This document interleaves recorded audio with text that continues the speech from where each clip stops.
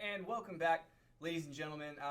That was a quick ad from our sponsor at ASUS.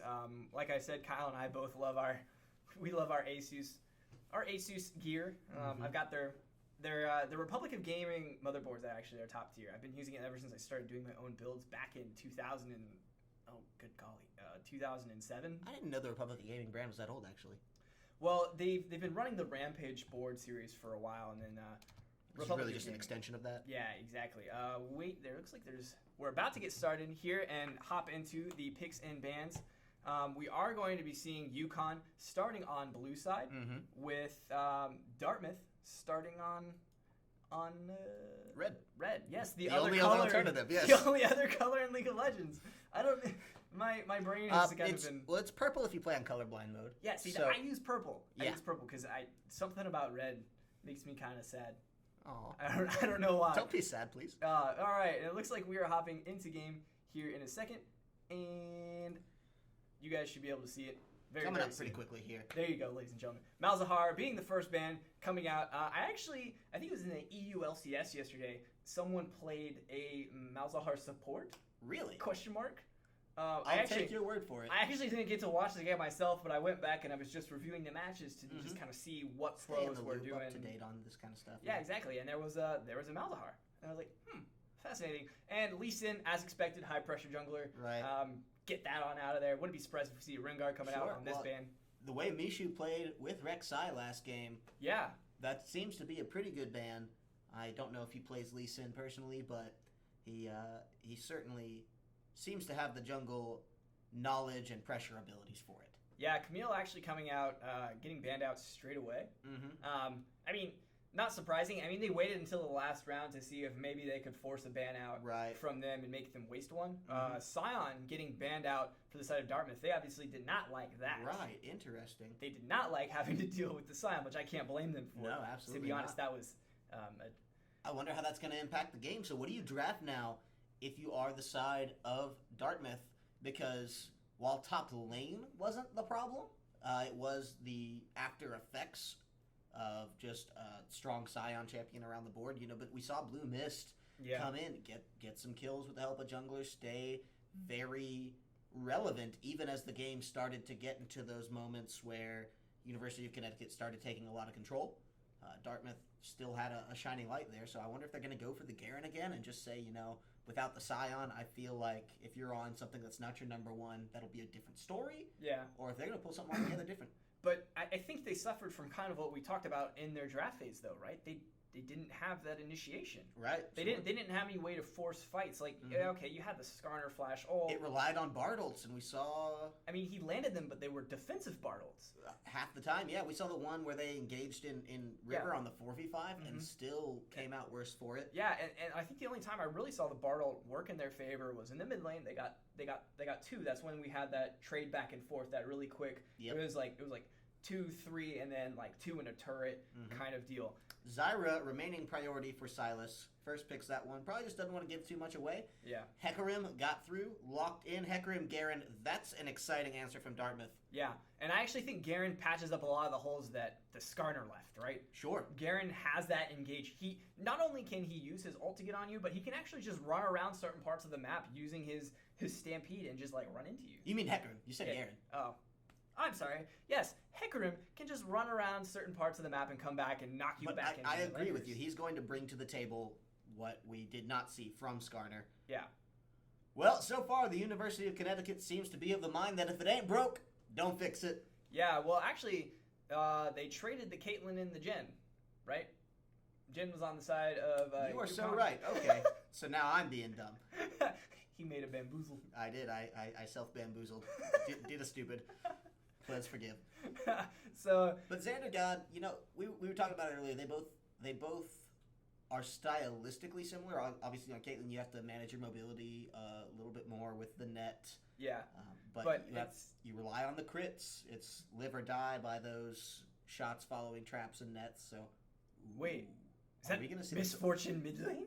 Possibly Misfortune support? I think it's going to be the legendary MF support. So I apologize ahead of time if I don't know how to cast this because Misfortune support is kind of new to me. Yeah, this has been a wrench in every every single Casters League game since it was picked at Worlds. So I bet you there's just this one caster out there that's thinking to himself like, by God, I need someone to pick MF support. I'm so ready for this. Right, yeah. Like, I've read up on this really, nuanced pocket pick, but everyone else is screwed. Yeah, that's right. No one knows how to pick this. So actually, if we see the Rise and the Darius, Rise definitely getting picked. Yeah, so 2 takeaway picks. If Darius is pretty good against Garen, right? Yeah, because sure. he can sustain with his Q. He does a percentage heal with his little spin. He's also a spinning champion. Yes. As he stacks his passive, if he gets full stacks, he gets a ton of attack damage, and that's what you want. Because if you get those 5 stacks and you use your ult, Garen will actually take true damage. The Aurelion Soul. Please lock it in. I cannot wait to see an Aurelion Soul be played. It's been a long time. Yeah. It's been a very long time, and Aurelion Soul is such a fun champion. Mm-hmm. But Orianna plays right into the meta, though. Sure. She's that high pressure. It's the better pick. Yeah, exert your dominance in your lane with your mechanical ball, right? Mm-hmm. Sure. But I mean, Aurelion Soul, they did make those changes to his E, so it's easier for him to fly. But that doesn't really matter now because Orianna is picked. But Aurelion Soul, he does have good mobility. He no longer has to charge up his E to do his little fly. Okay. He can now just kind of activate it as long as he's whoosh. Yeah, just kind of cruise along over terrain. Seamlessly Superman right into it. Yes, precisely.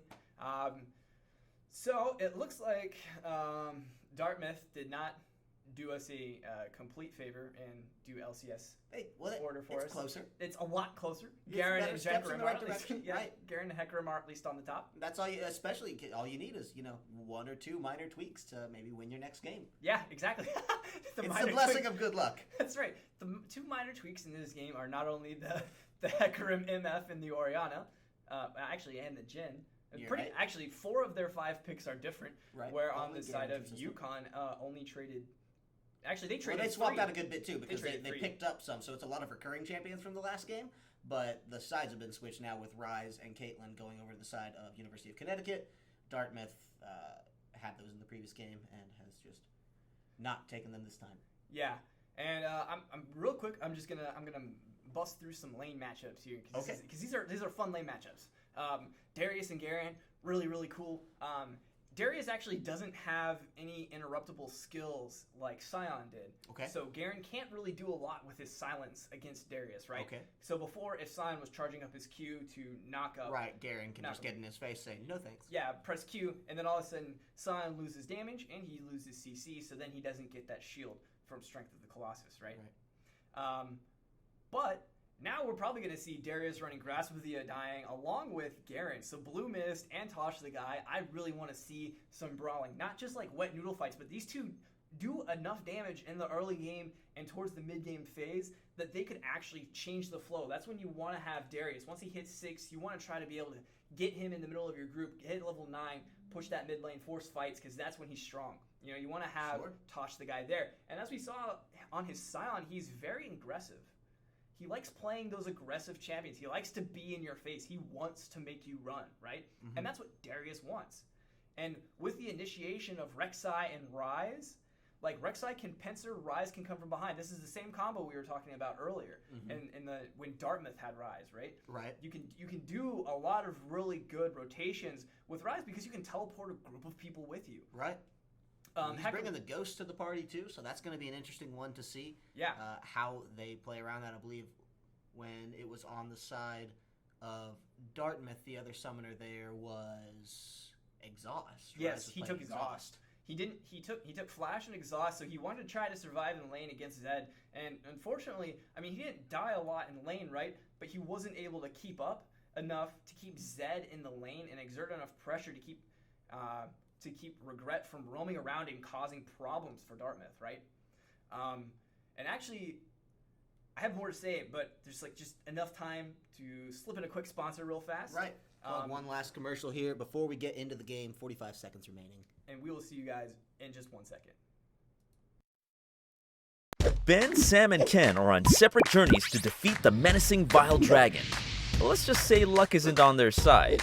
If only there was a way for them to find each other and band together. Well, that's why there's Band. It's a mobile app that allows people to come together using common interests. With Band, you can find fellow gamers, chat, schedule gaming sessions, and conduct polls.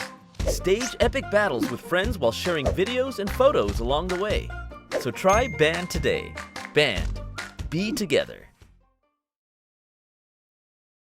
Hello, ladies and gentlemen, and welcome back. Like I said, just a quick plug from Band Gaming, one of our main sponsors and the official social app of CSL. We are hopping into Champion loading screen now, and we are going to make that transition for you real fast. So, like we were talking about earlier, Kyle, there's a lot of really good lane matchups that we can take a look at. Obviously, in the bot lane, you're going to see a lot of really fun matchups. I really want to see how the Zyra Caitlyn does, because in the last game, the Sylas, while was able to provide pressure with that Jhin, he didn't land all of the necessary skill shots that he needed to make that work, right? Not quite. And so, excuse me. And so I want to see him land those skill shots, because that lane and that entire game would have been so more dominant. They would have gotten so many more picks and a lot more pressure than they already had if Sylas was able to land those grasping roots and that rapid growth. And here we are loading into game really quickly. And I wonder if they're going to try to do any more of those level 1 strats like they had in that last game. Yeah, we just saw it slightly miss, but maybe second time's a charm in this one. They know what they're doing. Yeah. I mean, maybe this is like a grave situation, right? Close but still no cigar. Now I'm sad. Hey, Not quite the aggressive itemization we saw in the mid lane, at least last time. Zed did start with that longsword. Now it's on the side of regret, starting very standard with the crystal and the flask. 30 seconds until minions Departure spawn. from his lane opponent in Tri-Panic, because when Tri-Panic played Rise last game, he went for crystal and biscuits, I believe he had. So yeah, I mean, it's the potion's not a bad start, because it gives you both mana and health, but it's just a reduced amount of health, right? And you can build it up if you wish to do so more, but generally people leave it at that basic potion slot and then don't do a whole lot more with it unless you're in the jungle. sure. So I would anticipate Rise to hold on to that, but I don't expect it to go any further than that first tier potion. In the bot lane, you have your pretty typical starts. I actually am going to try to pay close attention to this misfortune in the bot lane. Yeah. Just because, like I said, I'm not entirely sure what the plan here is. Well, she brought Thunderlords as the Keystone Mastery, so that'll be it. I guess the plan is just see champion, kill champion. I mean, there have been worse strategies. I mean, it worked for China at one point, right? Right. Yeah, that was the Moscow 5. You know, Once upon a time. yeah, CC kill champion. And this is what I was talking about. Look at these brawls, man. Oh, man. The brawls Love have it. already started. I'm very excited to see this. And if Darius had got one more hit, he would have gotten an insane amount of increased attack damage. And it's just crazy. I'm so excited. I love Darius League. was definitely picked. I know. This is awesome. Darius definitely picked into the Garen as the counter pick, so there's actually going to be... That will place a lot of our expectations on him. Yeah. I think just to say, look, you knew what you were getting into. You played against it, and now you're not going in blind. You're anteing up with a plan in your pocket. Let's see it. Yeah, and I think the biggest thing is that like Darthmouth was like really like gutsy, right? Sure. They first picked the Garen. Like they were just like, no, it doesn't matter what you have. Loomis is good enough at Garen. Sure. To take on whatever it is you have. That was not the problem we had with last week. Right. And Tosh is just like, okay, sure, let's do this. Let's go. And actually getting some good poking, doing a lot of damage to Zyra, forcing her to pop one of her biscuits. So there is a biscuit advantage in the bot lane. I think mechanically, we saw a lot of the fights going over toward the side of Dartmouth last game. Anyway, just with some of the misplays and missteps here from Sylas. So, yeah, and then against the Thunderlords, that's there for the money. it is. It's definitely there for the punish, and it's not. Let's see. Yeah, Garen won't go 3 minions at the same time. Already double slow. I love Garen, a fair and balanced champion. And Orianna and Ryze just trading some poke into there in the middle lane. Ryze actually coming out a little worse for wear compared to Orianna, but he is still even in CS. So it'll be an interesting matchup to watch. I wonder if he'll have to go back early because he is being pushed in really hard by Orianna. But like I said, that's why Orianna is such a big pick right now, right? He's able to exert that pressure and allow your jungler to come in, get a gank, you know, and force back because you want to try to get those rotations as soon as possible. Oof. Xander God just missing that net for that sweet auto crit. Hecarim hanging out in the top lane, maybe trying to get something on top. Tosh should have seen that. I think he just barely stepped into vision. Maybe not. Hecarim going back regardless. So root point there. Yeah, Zyra taking a little bit of poke there from NF. And like you said, I think it actually is there for the punish. You take that Thunderlords, you're gonna get punished by it. Yeah. Xander God getting some decent damage out, but you're pretty much dealing with 2 ADCs in the bot lane right now. Right. So even if you land your grasping roots by Zyra, you have to have your plant set up, and you have to have all these things in place to help trade enough damage back on both of them. And what we've seen is they've been trying to like focus back and forth between the two, and Jhin actually just missing that cannon movement. That hurts really bad. So I actually want to point out the CS there. Holy moly, it's double. Yeah, if this is part of the misfortune pick, I really hope they expected it and planned for this, because it's quite the deficit starting out. So we'll see if it's anything that can be recovered from the side of Dartmouth. Man, 22 CS at the beginning though, that hurts, especially against 5 Caitlyn. minutes in 5.5 minutes. God, and I think that's just the loss of pressure that you see with picking that MF. I mean, I don't know for sure, but I assume that she, even though she can punish, if she's not, and the misfortune and the ADC are not on the same page with punishing the same target and forcing one of them to go back to exert that double pressure. Too. Yeah, this is an absolute bludgeoning for the side of Dartmouth, courtesy of University of Connecticut. Yeah, and that's actually what UConn wants exactly, because there's an Infernal Drag up as the first dragon, and you really want that bonus. Oh, that's going to be a knockout. Trypanic's in trouble. Does have the flash and does use it, so. Also pop the cleanse to get out of the... Oh, dunk him! Oh, he's going to go for it. He's going to die. No, he's going to... Oh. Yeah, he's going to face train. Does get the first blood advantage. Yeah, and that's, I mean, that's as much as you can ask for in that situation. You're already in so deep, right? Right, yeah. He committed to it, and... Oh, that's actually very interesting. He still had his flash up.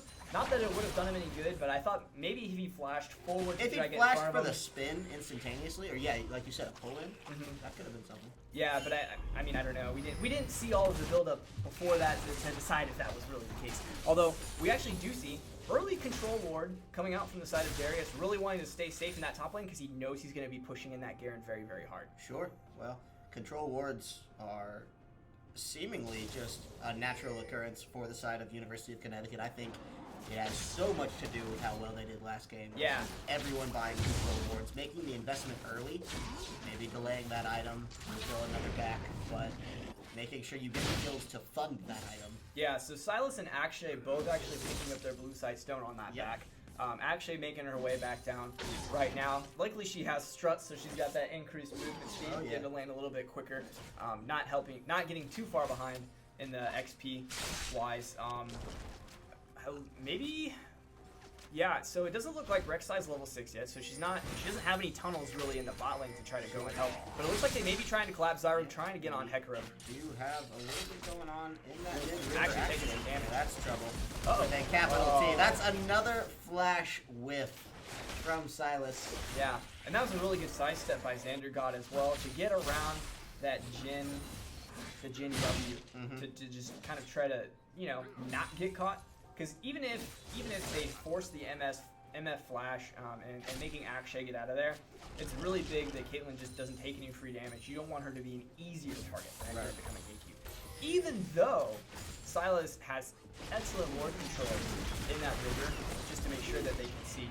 See, there's a little bit of a sign of life, a call to maybe what they were expecting when they pick this lane. Yeah. Now we're picking up that move buff. That's really, really great for Rise Oh, yeah. in the mid lane. That means he can spam his spells a lot more and actually get a lot more freedom in that lane to maybe not be pushed in so much. Maybe not get a kill on Orianna. Cover some of that CS deficit. Yeah, but that's the thing though. It's only 10 CS in the mid lane, but on the side of Xandergod against Kha'Zix, it is 31 CS already at 8 minutes and 43 That's a seconds. 600 gold difference with Yeah. no kills for either. That's insane. That's 2 kills. Oh, man. Darius getting some damage, but it looks I like don't he think may he's not. too worried about it with the turnaround. They Oh, dunk there one we another, go. but Tosh the guy, a little worse for wear. Blue Mist has to back off. And that's really the annoying part about Darius, right? You think that you're winning the trade, and he presses Q and he gets like 10% Right. of his health back or something. You're like, Oh, that's the flash in. Blue Mist wants it. Tosh flashes out. he actually, I But he think, flashed into minions. Tosh is going to take a tower shot here, but actually, from his health regen, does come out better for it. yeah, that actually was interesting. I don't know. He maybe didn't have to flash in that situation because he flashed late was the thing. He didn't Yeah. dodge a lot of damage. No, by he didn't flashing. negate a lot. He just got out of range. Silas is getting dead caught. here. He is in trouble. Oh, Nice no! turnaround, but look at that. Now they're on different sides. Silas gets Akshay, and now Hecarim could be See in ya. trouble. Xandergod turns that around. Look at this. These guys are so good at playing reactively. Yeah, and that's the thing. Silas landed that when it mattered. He got all 3 of them in the grasping roots, got all 3 of them in the rapid growth, and that was a crazy combo. He did a lot of damage. Quick fight in mid lane, just a little scrap, nothing too serious. He did a lot of damage to just kind of force Akshay to be like to respect it. And he was at level 6. He didn't have his ult. Not like it would have mattered though. First turret's down again. I'm predicting they stick to the same strategy. It's another dragon. Then I bet they rotate top and start just pushing Garen's space right in. Yeah, and it makes me wonder if they're gonna try to do a Darius split push. I don't know. So Darius at this point is strong enough to deal with some of the threats. I think he could easily go toe-to-toe with a Jhin or a Misfortune. I don't know if he has the survivability just yet with only a Phage and a shield Yeah, the problem to is he has eat the damage. right. He has no way to stay alive. Like I'm sure he could be in the lane and survive under tower, but he wouldn't thrive like he is in the top lane, right? I mean, 22 CS in the top lane up on Garen. They're tied in Looks kills, like but he's going to get absolutely goosed here. Goes in thinking it's a normal trade. Not quite. That's the Misfortune ult coming down. Hecarim to knock him back into the ult. Beautiful. But look at this. Tosh the guy is a monster. here comes Rise. I don't know how this is going to turn out. This is that reactive play we're talking about. Love you got it. Teleport out. Ladies and gentlemen, they do it. They pull it off. And that's the spicy escape. No. Oh, That is beautiful. heartbreaking. That is absolutely heartbreaking if you are the side of Darthmouth there. They put so much into that, sacrificed a lot of pressure, and just to have it stolen out from under your nose by a very clever Rise teleport. I mean, Rise was excellent on the rotation. Orianna didn't keep him in Beautiful play, lane. right. And actually, you know what's worse is when Orianna was making her way back to lane, she got caught in between the Zyra and the Caitlyn, had to burn her flash to stay alive, so now all she has up is cleanse.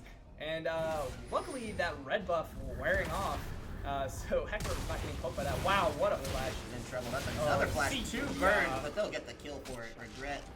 Saying doesn't regret that one. That is hashtag worth. We'll take it. Say thanks. And pressure here, like we said, in that top lane, they've rotated up. Darius is in the bottom, so perhaps a little bit of vulnerability being displayed here in Connecticut's strategy. Maybe it's ain't broke, don't fix it. Yeah. Maybe it's, hey, this is what we're gonna try to do every game. Yeah, and if they make it, I mean, if they make it work every game, like, I mean essentially, like, TSM made the same strategy work the entire last season. Sure. So, I mean, it's one of those things, like, where if you can consistently execute a strategy and then you're able to react in the middle of the game to what the enemy team is doing, you can kind of use the same thought process, right? I think that's my biggest thing here is that it's not like Dartmouth has been playing bad. It's not like we're watching a bunch of, boosted animals come in here and just solo queue their way through it. They have plans and they execute on them a good bit, but it's just then Connecticut sort of pulls out like a reactive strategy out of thin air as if they'd planned this weeks in advance. It's very interesting to watch. It's a lot of fun Yeah. to sit here and commentate on. And that's the thing. I think what part of it, like, as always, what makes them so reactive. Oh, see. Goodbye. Almost, but that was just the tip of that. And so the thing that we were talking about that allows UConn to be so reactive and be so informed is, you guessed it, wards, ladies and gentlemen. They invest in their early control ward. They invest in getting that blue site stone early. They know where to put them. They know what they're looking for, and they have that pressure to go in there and put the wards where they need to, so they're able to exert the pressure that they want. Fry's getting stunned up, but uh-oh. Gonna fight under tower, not the best place to be. Does pump the teleport, says goodbye, and really just hops over wall. That's pretty. I guess, you know, you're not taking the time to reach down to the map, click over to a different area, and then pull it. But Looks like that Darius is going to goodbye, Tosh the guy. That's gonna get given over to Koa Zix. Absolutely critical kill. And look at that issue under tower again. wants it, dude. Yeah. Maybe? Yeah, he's Yeah, got he's it. out. He should be okay. Yeah, that passive health regen on the burrow is really, really nice. It'll give you just enough health to sustain maybe through about a quarter of a more tower shot. Sure. So that, I mean, that helps all the time with those guys early on in the game that don't have that survivability. And that's actually, to rotate right back around to the bottom lane like we were talking about earlier, Darius not able to survive by himself as well as Zed.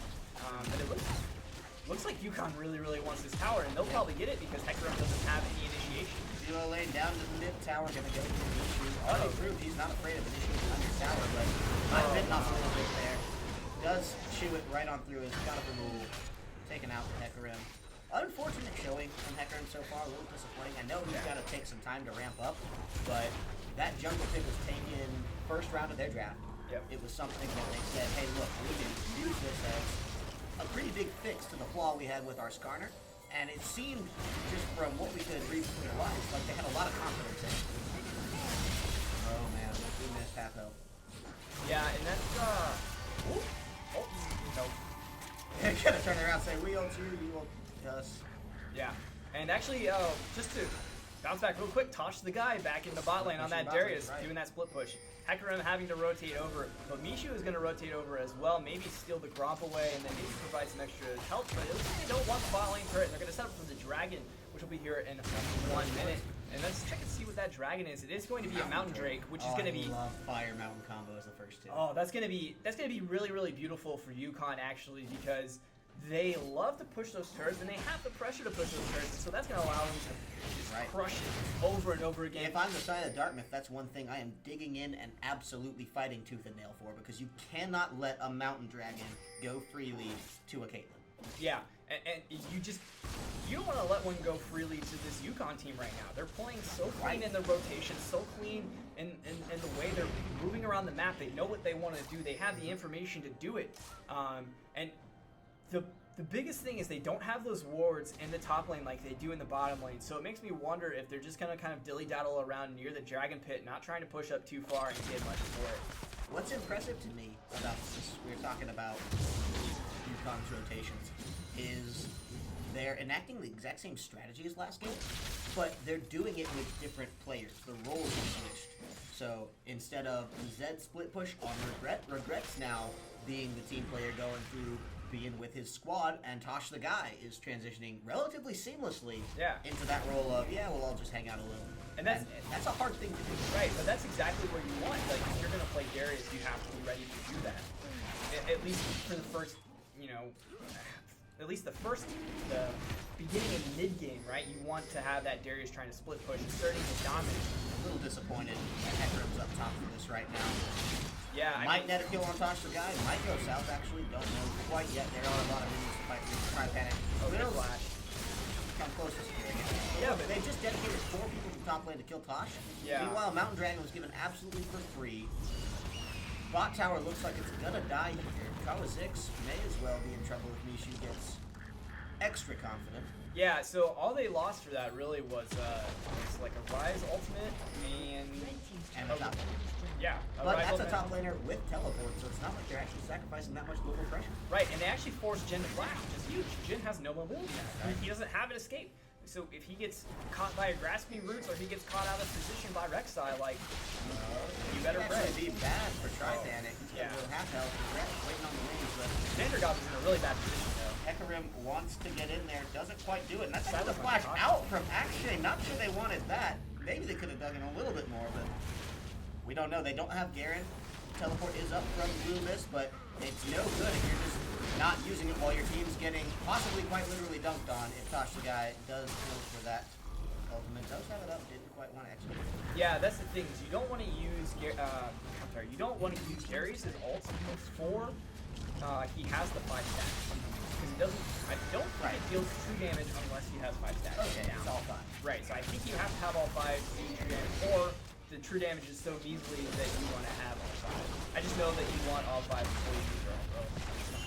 Well, we touched on the CS deficit in the bot lane earlier. Only grown at this point. It is 164 to 109 between the two AD carries. That looks to be the full hurricane difference between them. 77 versus 50. Yeah, 25. Yeah, that's a brutal lead. That is a brutal lead. That's pretty much all of an infinity bench. Well, we do have the front runner in our game, University of Connecticut last game. Winners do seem quite poised and primed to take this in a clean 2-0 with the exact same strategy they did last time. Yeah, and you We'll can see if Dartmouth can dig in. Yeah. And It's only 19 minutes. Game is young. right, the game is still really young.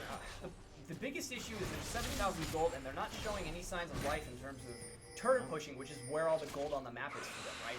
Because a team fight right now is not what you want, so you have to maybe try to catch them out with picks, but you need the wards. And to be fair, Dartmouth does have those wards out, right? I mean, you look at the bottom side of the jungle, and you also look at the top side of the jungle, there's the wards there. And this looks like it's going to be a pretty free rim build, right? We don't want to contest it. Like I said, you want to avoid team fights. Well, that's the thing that's been bothering me, I think, most of this game from Dartmouth's plays. They don't really want to contest much of anything. It seems a little bit lifeless, as though they're just waiting for UConn to make a mistake that they're not going to make. And I think a big issue with that, though, is that UConn's not giving them a chance to be aggressive, right? UConn is taking it right from the bat. They want those fights early. They're applying the early pressure in lanes to get that early CS lead. And then just from there, with the gold advantage alone, they're able to get a lot more. Really great wave clear there by Oriana. Oh, that's good. The They're getting in. Regret could be in trouble here. He's half health already, but getting out of it. Issue comes in to take the brunt of the force and does die for it. Ladabarul is going to take that one. Much needed breath of fresh air for Hector. Yeah, and that might be the kind of thing that Dartmouth really wanted. UConn 2 or 3 more times of that, and suddenly it becomes not just a little bit of a slip up from UConn, but it becomes a real threat and problem to come over. Yeah, and you know, no matter how good you are, reacting to fights where you don't have the vision to see a horse running at you from the jungle, you're not going to win, right? Absolutely. Oh, Silas could be in Silas trouble. Getting caught again. Ah! Actually turns around, Xandergaard gets the kill, so that is support for jungle. But it looks like Regret is dead. Double kill, Blue Mist. Unfortunately, this is the one lane. They've already taken the tower, so that will just be backs defensive. But that kill gold is going to patch up a lot of leaks they were having in their fight potential. Xandergaard, I don't know why you would want to start that. He's not like he could just net out of this one safely. Didn't even really need, actually, with the health bar. Yeah, Blue Mist made the right call flashing. I was about to say he didn't need to flash, but I have changed my mind about that. Yeah, if he hadn't flashed, he would have died. It was one of those things where Garen was like, do or die. And this is the same problem that Dartmouth suffered from in the last game, right? The Garen may not necessarily be the problem, but he's not providing you a lot of solutions. And if he's the one getting the gold, like, Oriana needs gold, right? Jhin needs gold. Oriana doesn't need it nearly as much as the Jhin does. I mean, she's 63 CS up on top of it, and she has a couple of assists.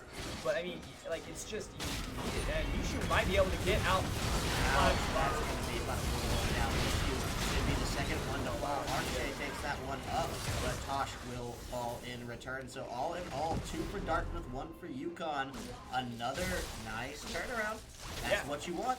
It is. I mean, and that's a classic scenario of you see 2 tanks falling off with their damage, not able to. I mean, you caught out Spotify real sure, but I mean, you just traded 2 lives. You don't have your jungler up anymore. Your split pusher isn't alive anymore. So now you're gonna see Garen, Blue Mist in the bot lane, doing that spin to win, pushing that minion wave in, applying that pressure. I think that's where he needs to be. Yeah. I think right now Dartmouth starts needing to go for the 5v5. Now, obviously, UConn's not going to want to let them do that, so they're going to group up 4 and then have their top laner down the bottom. But as long as your top laner, Blue Mist, has teleport, you just go to answer it, you start the fight, and then you port right in going for that 5v5 without giving too much away in the split push. I agree. And yes, I agree. There's not a whole lot to say on that. You spin it on really well. And we do see that UConn is going to pick up the Cloud Drake. And Man, this is just really great luck for the side of UConn. They're getting all the dragons that play exactly the way they play set up. Mountain Drake to push the turrets. Cloud Drake to rotate around the lanes. Infernal Drake to do that damage. I mean, just how convenient, right? It is situational sweet luck.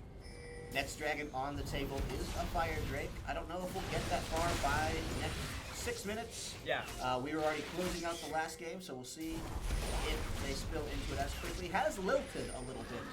Their quick pressure. They have been met with some bumps in the road. We'll see if they think they can overcome. Shockwave! That's it! Go after him! He's gonna get it! Vladimir Rule's going down, but he's getting knocked back into the fight. Silas will be the next one to fall. Mishu could be in trouble. Does have the health bar, but it's regret. They go for it. He flashes over the wall. Does just hit, but Baron takes it. Koa 6 getting the credit-killing spree there. And this is Baron coming out from the side of Darthmouth. Absolutely phenomenal. This is everything they need, but Darius is split pushing. He's got the inhibitor tower. He'll get the inhibitor. Well, look, I don't know. Garen is going back. Garen's going back for it. And it looks like they're gonna peel off the dragon, but now they're gonna go back. They need to decide which one they're gonna do. Rek'Sai hanging around the edge. They may not have it anymore. Mishu wants to try to go for that steal. Tosh the guy trying to take down the inhibitor. Will he do it? He's gonna get it, but will they get the Baron? No, they're gonna peel off. Mishu's stalling just long enough for that. Heartbreaking. Oh my god. Lose the inhibitor and don't get the Baron. Tosh the guy will Loomis probably going to die get again. Tosh. Yeah, Loomis takes that one, but Inhibitor for Darius. what cost? Like, I mean, they got 3 kills. They're only 4,000 gold. Right, four they've and a half. been chipping away at that gold. That's the big point for me. And that's very important, but the problem is there's a lot of gold on the map in the form of turrets. But okay, they're getting fights, but then they decided to go siege into this. They went directly to the Baron, but then they didn't do anything with it, right? You have to be decisive on the Baron. You either take the Baron and you try to outsmite the 50-50 with the Rek'Sai. I mean, like, or you just give up and push that open mid-tier. It's the first tier. You're already there. It's 4 versus 1 essentially, with Rek'Sai being the only threat. So I would have to question whether or not they actually wanted to go for that Baron.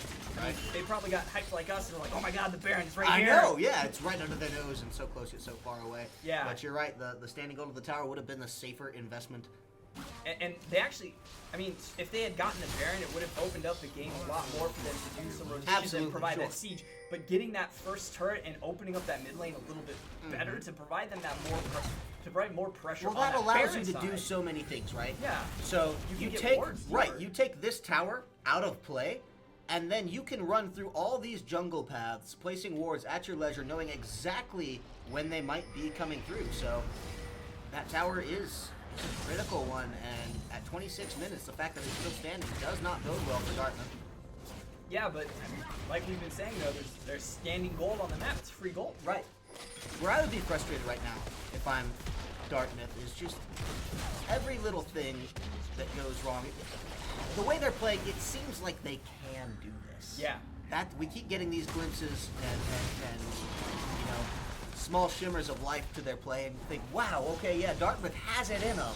And so to know you have it in them and to still lose a top tower or lose an inhibitor and not gain much off of it, it's painful, it's demoralizing. Yeah, and it actually is a bit of, and not to talk down to Dartmouth, because those are really good picks and really good team fights. They were doing what they need to, but UConn is also being a little bit sloppy in their play as well. Yeah, absolutely. Caitlyn getting caught. This is where you gotta fight. Fight now, go for it. Get the Oh shot, my they God! got it! That's the combo! There's the combo coming in. Henry's gonna try to get him back in. Oh, But he does was going there. die. It's gonna be support traded for Gunsler, but so far favor UConn. I think they're gonna have to back off. If they don't run away from here, this could be deadly. Yeah, and that was such a good Orianna ult. It was exactly what they wanted. Hecarim tried to push them all back into misfortune as well. She was just a little too far back. Maybe she'd flash for that. I think it could have been a different story. Yeah, I mean, the Orianna ult was there, but their team wasn't there, right? It was just, there just wasn't the follow-up, and Zyra did such a great job placing down that rapid growth. Even though she died, having the rapid growth down on the side of Silas and on the side of UConn really zoned out Dartmouth from being able to close in on that fight, on that really excellent Orianna ult. However, Tri-Panic, incredible going in, doing extremely, extremely well on getting those Orianna ults. That's the second good one we've seen in a row, setting up excellent, at least excellent initiations in terms of team fight potential. Blue Mist getting caught a little bit by Tosh the Guy, but it doesn't look... Gosh, the guy's getting caught a little bit by Blue Mist and Akshay, but... Yeah, but here's where the problem might be. Yeah, you're right. Oh, Rise actually not following up in his ultimate, trying to just chase down the Misfortune without using the ult. Oriana's top lane has to start backing now. This could be absolutely devastating. And it won't be. Yeah. Could have been. Well, actually, it still might be, though, because now you're going to give UConn control of the Baron Pit. And so now what do? You have an inhibitor down, so you have to defend your tower turrets. But it looks like they're just going to go for the Baron. This is completely safe, pretty much. Hecarim is not there yet. They're shredding it way too fast. Hecarim's not going to even get a try. This is a free Baron for UConn. Very, very well done. They set it up extremely well. Applied that pressure in the mid lane, forced them back. Oriana getting caught. They to take objectives. Yeah. They just see it and say, yes, this is the time. Yeah, and excellent board control and excellent team play is enabling them to do these things. And it looks like we might have a little bit of a scuffle here. Not much is happening quite yet, though. And I don't know what the win conditions really are for Dartmouth right now. They need to not get caught, and they need to have an excellent... the Baron. Yeah. Don't give up this Fire Dragon if you can help it. And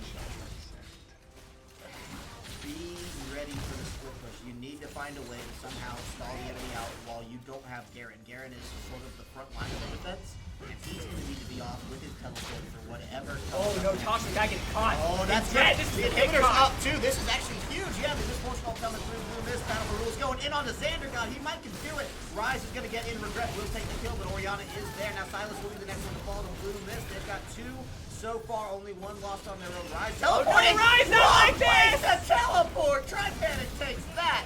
And again, Dartmouth is finding themselves ahead of the trade. Right. And this is with a Baron They've up. got UConn. a kill lead by 6. Oh, Tripanic Oh, yes, takes it. Misha should be next. Won't be, but could be. They need to go take this Infernal Drake, and they need to get a tower. Absolutely. They need a Infernal tower. Drake mid tower. No, Oriana, please stop chasing. You don't want this. Oh, you have other things to do. Oh no.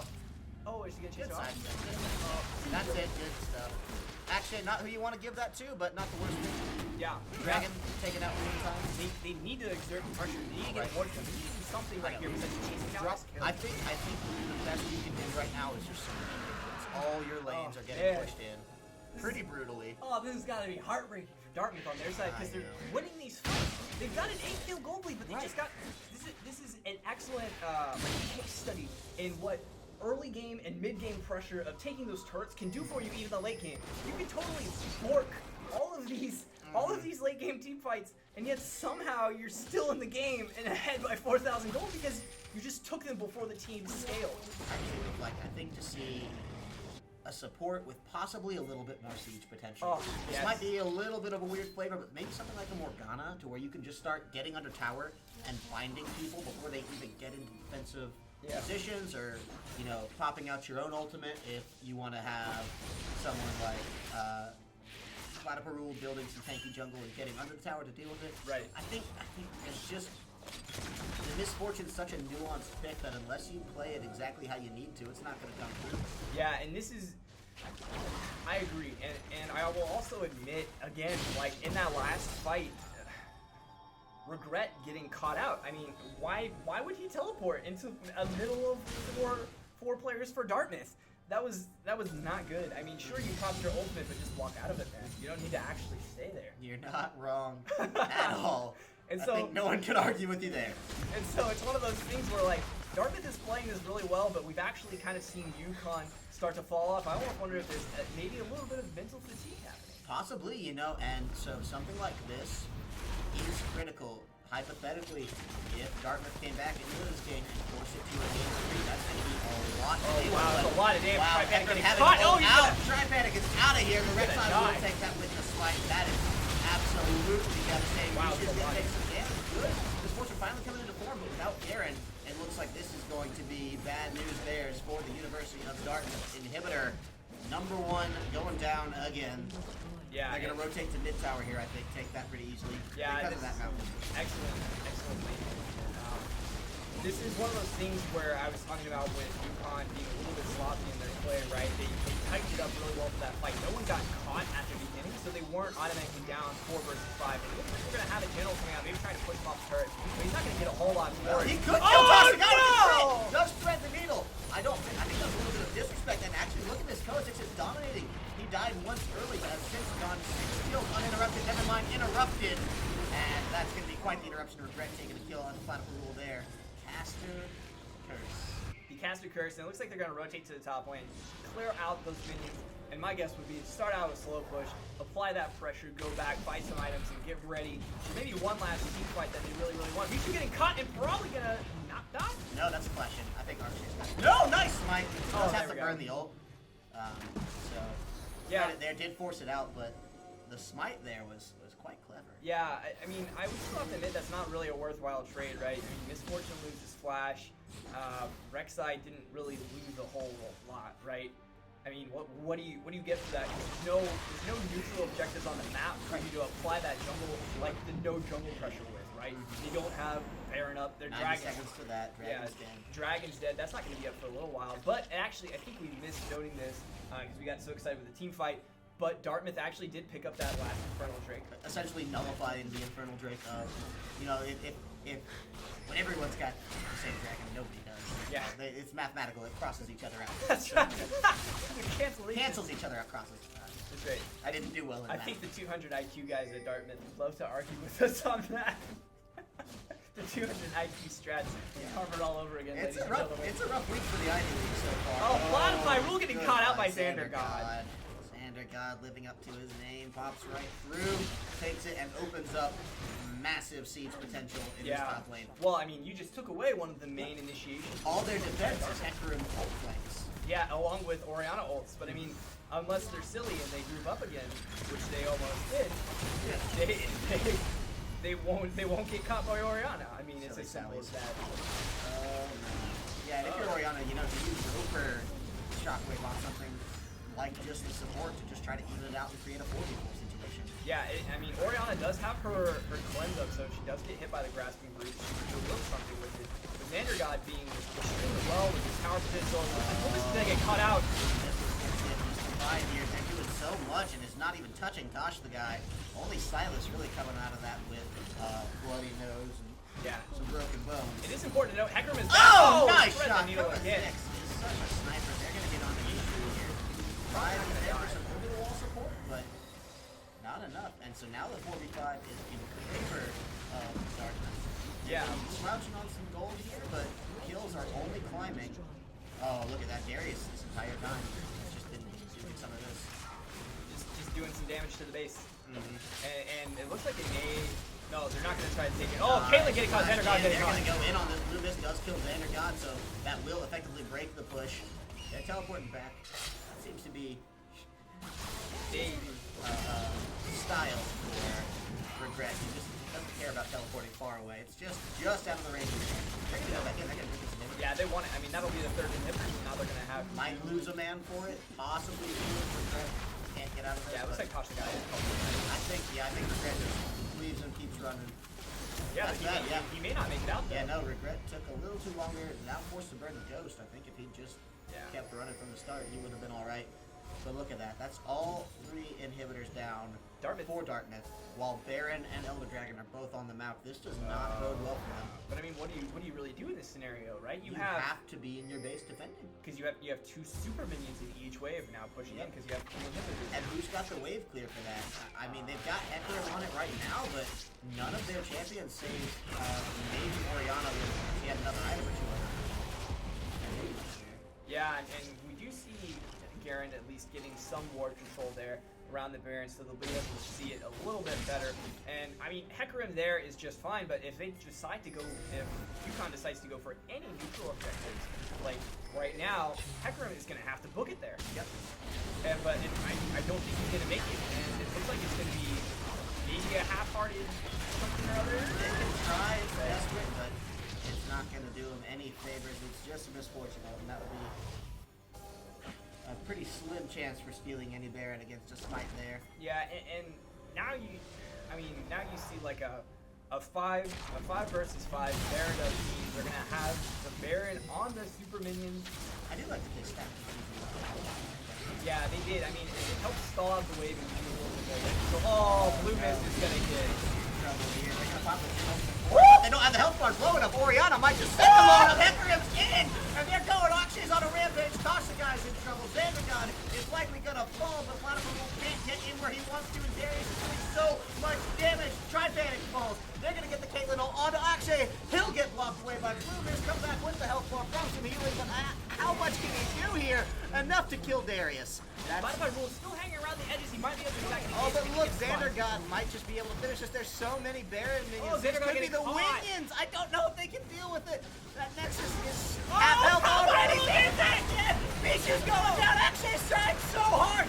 It's just minions at this point. Regret, can he do it? It's so low, but the Baron book is going to get it down. Yes! 38 minutes.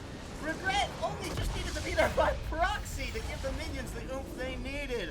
And that will be the University of Connecticut in 38 minutes, almost 39. Winning a game that they were 10 kills down in. What a bloodbath. That was insane. Actually insane. Loved it. Loved it. I mean, there was just so much that happened during that game. I mean, Let's take a look actually at some of these stats from each side here and just see what we're looking at here. 65k gold to 72, so Yeah. we still ended with that well, that's 8k gold deficit. it's the tower deficit we were talking Right. about, right? I It mean, really is. And that was if they didn't have such a commanding lead in terms of objectives around the map, you know, like your like your basic your tower control, your good ward control, all of those things early, those fights that they threw at the end, this could have been a totally different game if Dartmouth had been able to get something rolling either in the mid game or at least the beginning of the game Right. to be able to capitalize. But every time they won a fight, UConn was just so far ahead that they just weren't, that Dartmouth couldn't capitalize. And I would like to shout out like to Dartmouth. Tripanic did excellent Oh yeah. on that Oriana. I mean, Absolutely. Some really notable plays from Dartmouth. Actually, we gotta praise Kovacic for his ability to just keep a level head despite the fact the game was going south against him. Still finish 8-2-9 and stay very relevant in gold. He had 13, almost 14k, whereas the highest member of UConn had 17, but the rest of them were all around that 13 and 14 range. Yeah. So stayed very current with his enemies, stayed up to par, and didn't buck under the pressure. Yeah, and I think the last bit of praise before we move on to talking about UConn is Dartmouth was very mentally resistant during that last game. So Yeah. I mean, shout outs to them for being able to hold on through that game. I mean, like I said, very mentally resistant. They just didn't have the things go their way at the beginning of the game like they needed to. Now to look at the side of UConn, actually. Xandergod, holy moly. What a legend.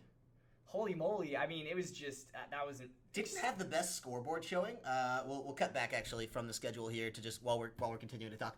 So 4, 5, and 10, right? Not your best. If you're just thinking about that in the context of no other factors, it's kind of you could shrug at it. But 17k gold. If you're rounding up, going closer to 18k. Yeah, right? And over 300 farm, 337 on the CS. I mean, but that's the thing. Xandergod played extremely well in the lane. She got very far ahead in terms of like lane CS, right? And that's kind of what you wanted. She got ahead early. She was able to exert that tower pressure around the map. And UConn, like you predicted, they did that strategy. Take that bot lane turret really fast, run up top. Sure. Force pressure there, force pressure in the mid lane, and I mean. So that becomes a question for their later games. If you're the other team playing against that, is that something that you predict and look to stop, or is it kind of like Season 3 Cloud9, where they were just like, we're just going to keep doing the same thing until someone's good enough to stop us at it? Right. We've got other tricks up our sleeve, but we don't need them. Right, and I think that actually is a viable strategy. However, kind of against UConn though, most teams are going to want to be applying pressure to the bot lane, and it was just on the side of Dartmouth. They weren't able to even with a more aggressive jungler like Hecarim, they weren't able to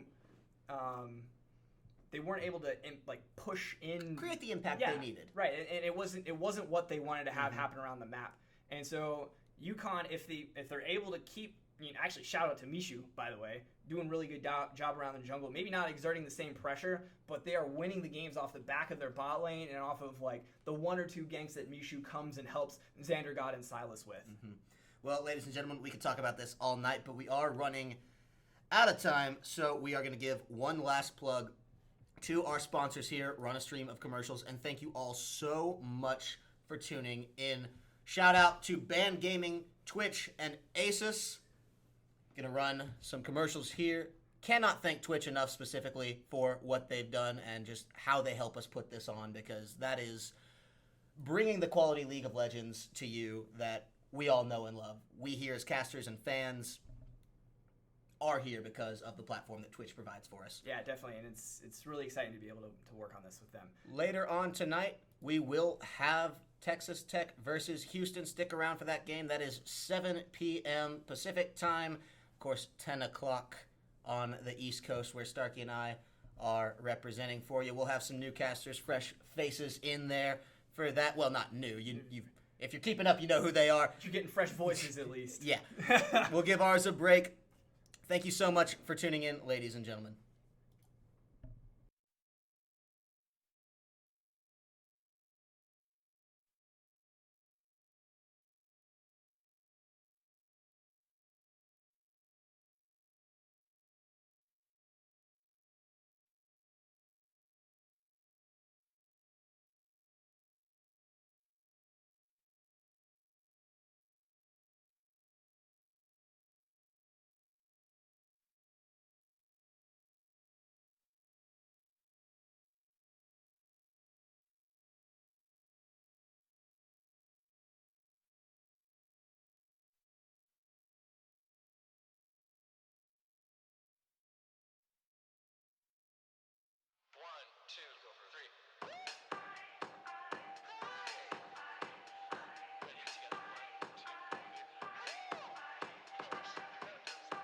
Only $14.99.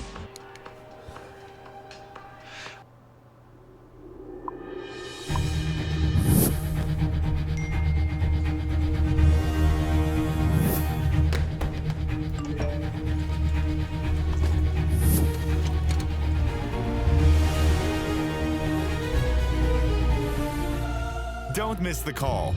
Download Band. Communication made easy. Ben, Sam, and Ken are on separate journeys to defeat the menacing Vile Dragon. But let's just say luck isn't on their side. If only there was a way for them to find each other and band together. Well, that's why there's Band. It's a mobile app that allows people to come together using common interests. With Band, you can find fellow gamers, chat, schedule gaming sessions, and conduct polls. Stage epic battles with friends while sharing videos and photos along the way. So try Band today. Band. Be together.